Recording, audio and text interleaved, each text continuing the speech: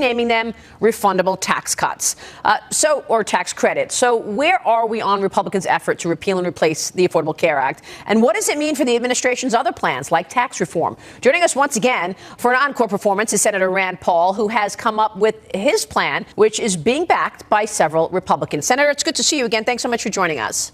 Thanks for having me. So this week, we wanted to have you back because there were some developments this week. You were in the middle of a meeting with the Speaker, House Speaker Paul Ryan, and you walked out of that meeting because you didn't like what you were hearing about Obamacare. Can you tell us what went down?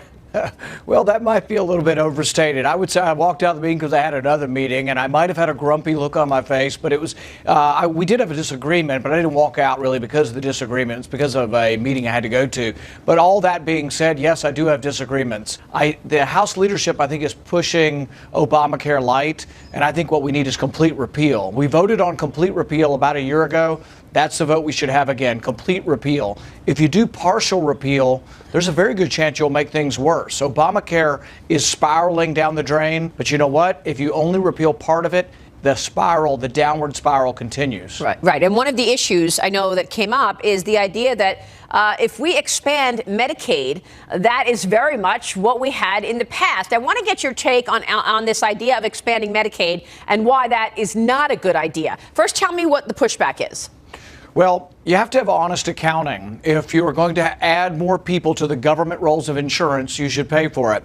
Under Obamacare, the deceit was they said, oh, the federal government will pay for it. And basically that's deceitful because the federal government has no money. We borrow about $1 million a minute. We have a $20 trillion debt. So when President Obama said, oh, we'll just pay for it by printing up new money up here, that's not good for the country.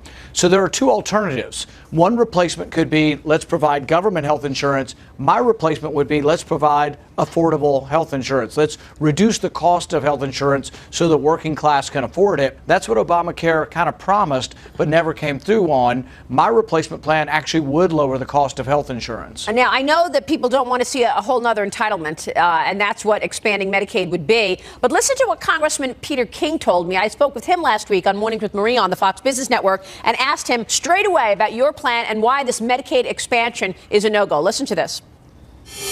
You take a state like New York, 800,000 people have been added to Medicaid expansion. What do you do with that 800,000? If you cut the funding tomorrow, what happens to those 800,000? Because we also pledged during the campaign that no one would lose their coverage. So the idea is, how do you transition from the plan which is in effect now, the Obamacare plan, which was wrong, but the fact is there are 31 states tied into the Medicaid expansion. What do you do to make sure that the transition is done in a way that people are not just dropped off the rolls? Senator, what's the answer? Well, you know, I think big government Republicans need to realize it has to be paid for. Someone's got to pay for it. If New York wants to expand Medicaid, New York can. We should give them the freedom to expand Medicaid, but they should pay for it. So what I'm asking for is honest accounting. If you have the federal government pay for it, we pay for it by borrowing money from China. If New York wants to expand Medicaid by raising taxes, they've already got high taxes, they would have to decide. But I'm saying there's another choice. The other choice would be, let's try through competition and through choice to lower the cost of insurance. This is something that should not be, out of the question. Why don't we discuss how we make insurance less expensive? Because you don't want big government. You don't want government telling you how to deal with your own health care. And you've called your plan bold and a free market plan and broad. Let me ask you your timeline now, Senator. You guys are now on break for a week. Do you expect that this is going to be the priority next week when you get back?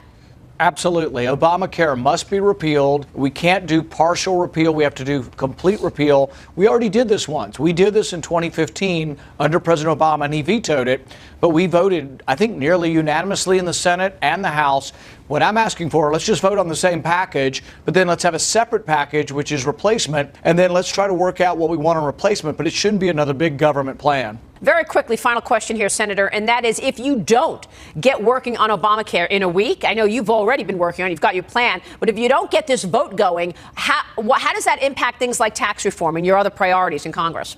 Nothing else can happen, really, until this is done. So this needs to be done in the next 1 to 2 months. But people have to realize this will be a lot done. Repealing Obamacare is a big deal. And we're also at the same time repealing regulations. We've repealed 3 regulations that would have cost the economy hundreds of millions of dollars and tens of thousands of jobs. We've already done that. So we should get some credit for already repealing regulations. It's the first time in 20 years we've repealed a regulation.